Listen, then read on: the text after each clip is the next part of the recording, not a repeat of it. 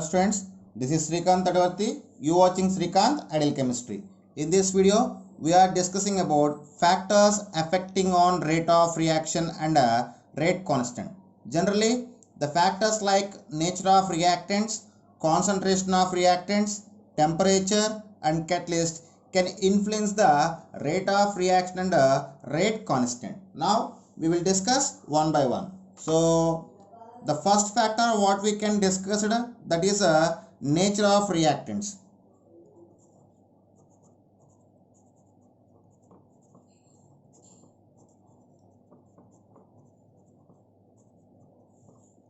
So nature of reactants, actually the rate of for the nature of reactant, the rate of reaction we can express in different ways. First we will discuss it based on the physical state. As per physical state, the rate of reaction decreases from gaseous state to solid state. What is? According to physical state, according to physical state, rate of reaction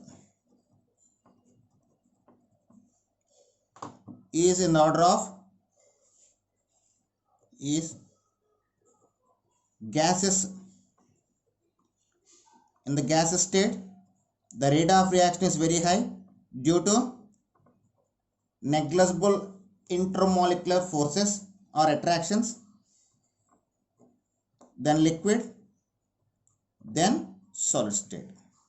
So in the gaseous state, the momentum of particles is very high due to absence of intermolecular attractions. So based on the physical state, the rate of reaction present in this order: the gaseous state having more rate of reaction, after liquid state, after solid state. And in solid state, actually in a solid state, the substance can be exist in two types. One is crystalline form and another one is amorphous form or powder state. So when you compare the rate of reaction in crystalline state and amorphous state,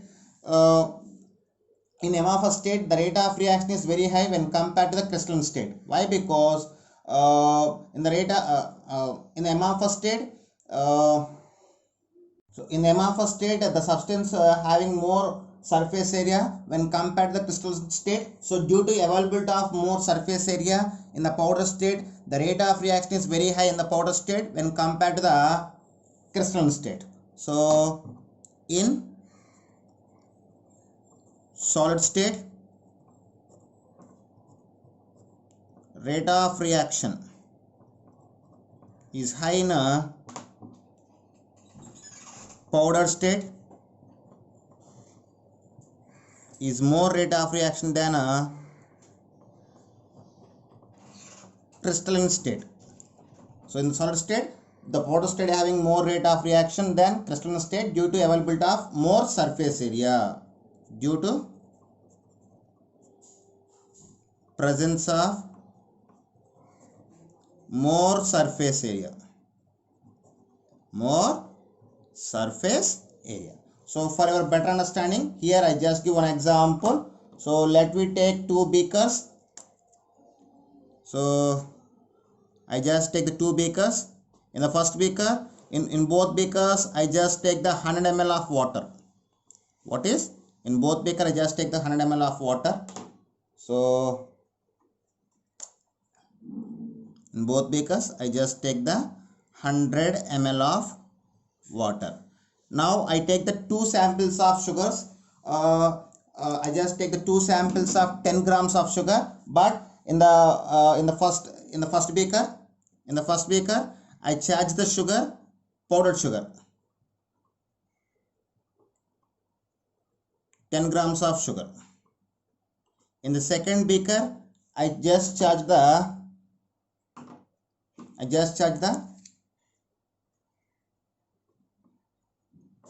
crystalline 10 grams of sugar. Once again, listen, I just take two beakers. In the two beakers, I just fill with 100 ml of water for each. In the first beaker, I just charge the 10 grams of powdered sugar. In the second beaker, I just charge the 10 grams of crystalline sugar. When you observe the crystalline sugar can be dissolved for I mean in the second beaker, the sugar taking more time when compared to the first case. Why? Because in the first case we just take the powdered sugar. The powdered sugar can occupy the complete surface of the water, and it is easily dissolved when it is reached to the bottom of the beaker. But in the second beaker we charge the crystalline sugar. So the crystalline sugar can occupy the less space, and it is more mass when compared to powdered sugar, and it is settled at the bottom and taking more time for dissolving compared to the first beaker. So based on this example, we can say the powder the rate of reaction here, rate of reaction means dissolving of sugar. So the dissolving sugar taking less time in first beaker when compared to the second beaker. So we can say rate of reaction is high in the first beaker when compared to the second beaker. So this is the best example for understanding of rate of reaction of solid in a solid for a crystalline state and amorphous state. So in next, according to reactions, the reactions between ionic compounds is faster than reactions between covalent compounds. So when the if you take the two cases, in the first case I just take the reaction between ionic compounds. In the second case I just take the reaction between covalent compound. When I observe that the reaction between ionic compounds are more rate of reaction or faster reactions when compared to the reaction between covalent compounds.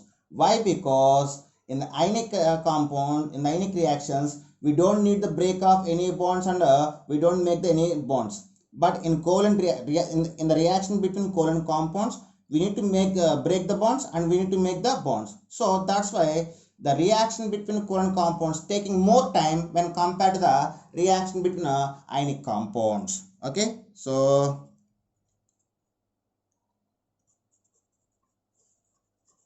the rate of reaction for ionic reactions, for ionic reactions is more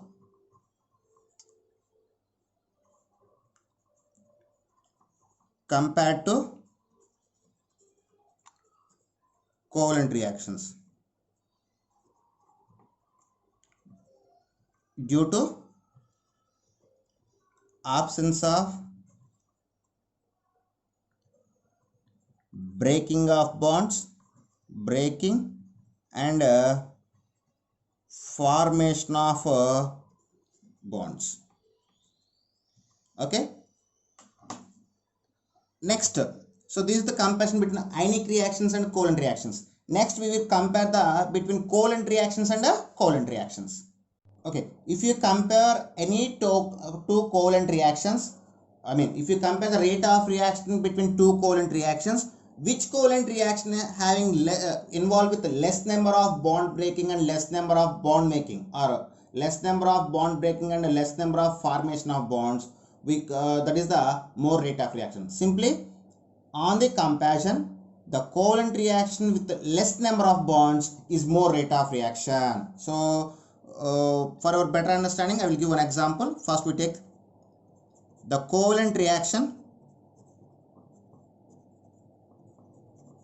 involves with less number of bond breaking and formation of bonds is faster and more rate of reaction. So for your better understanding, here I just take the two examples to you. That is 2NO2 plus O2 is gives rise to 2NO2. At the same time, CH4 plus 2O2 is gives rise to 2CO2 plus 2H2O. So we need to decide which reaction is faster reaction. Which reaction is a fast reaction? As per concept, in the two reactions, which reaction can involve with the less number of bond breaking and less number of bond making? That is the fast reaction. So we will see the calculation here. So if you take the number of structures of compounds, sorry, this is NO, not NO2, sorry.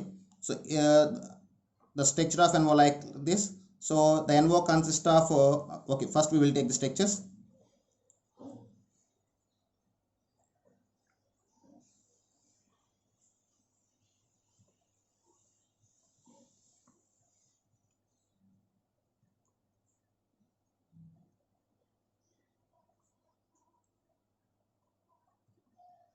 So these are the structures of compounds.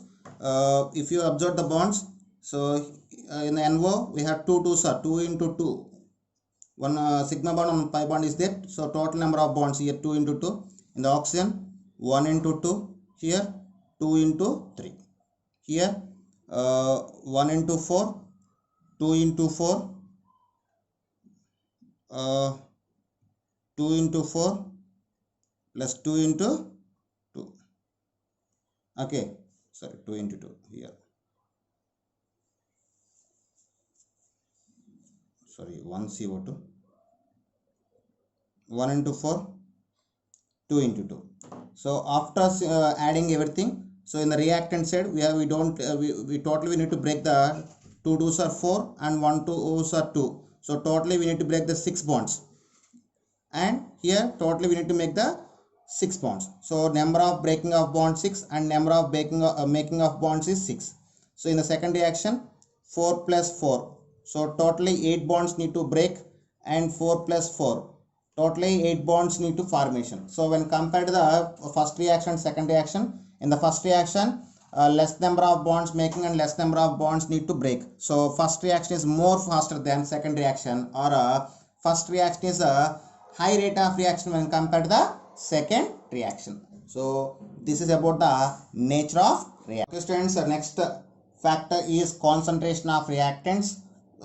If the concentration of reactants is increased, then more number of reactants can be increased, then more collisions can be possible, resulting more rate of reaction. So simply we can say the rate of reaction increases with increasing of concentration of the reactants due to increasing of more number of reactants and collisions between the reacting molecules. So simply we can say the rate of reaction is directly proportional to concentration of the reactants.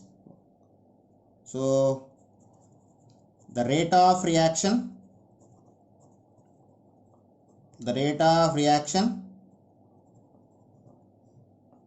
increase with the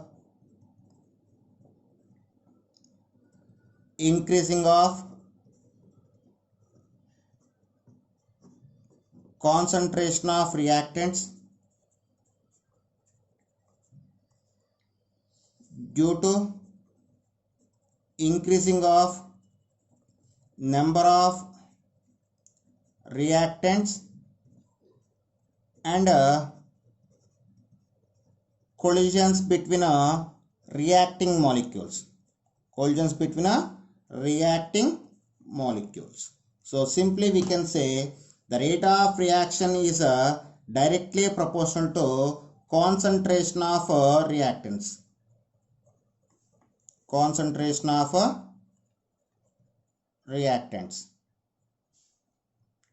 Okay, so here the rate of reaction gradually decreases with time, because decreasing of concentration of reactants with time. So we can express the relation between concentration and rate with respect to time. So if you take the graph between that, so here I just take the graph between time and rate. So if you take the time on x-axis and rate on y-axis, then you got a curve like this. So the curve is indication of decreasing of if the time is going on, if time is increased, the concentration of reactants decrease. Then when concentration of reactants decrease, the rate of reaction is decrease. So simply we can say the rate of reaction is gradually decrease with the increasing of time due to decreasing of concentration of reactants. So listen, see carefully. The rate of reaction decrease with the increasing of time due to decreasing of concentration of reactants. So this is the relation between concentration of reactants and rate of reaction. Once again listen, if the concentration of reactants is then rate of reaction also increases due to increasing of number of reactants and number of collisions between reacting molecules, and the rate of reaction is decreased with the increasing of time due to decreasing of a reactant. And the relation between rate of reaction and concentration of reactant, the rate of reaction is directly proportional to concentration of a reactant. So this is about the concentration of reactant. So in the next video we discussing about temperature. This is the next factor affecting on rate of reaction and rate constant, and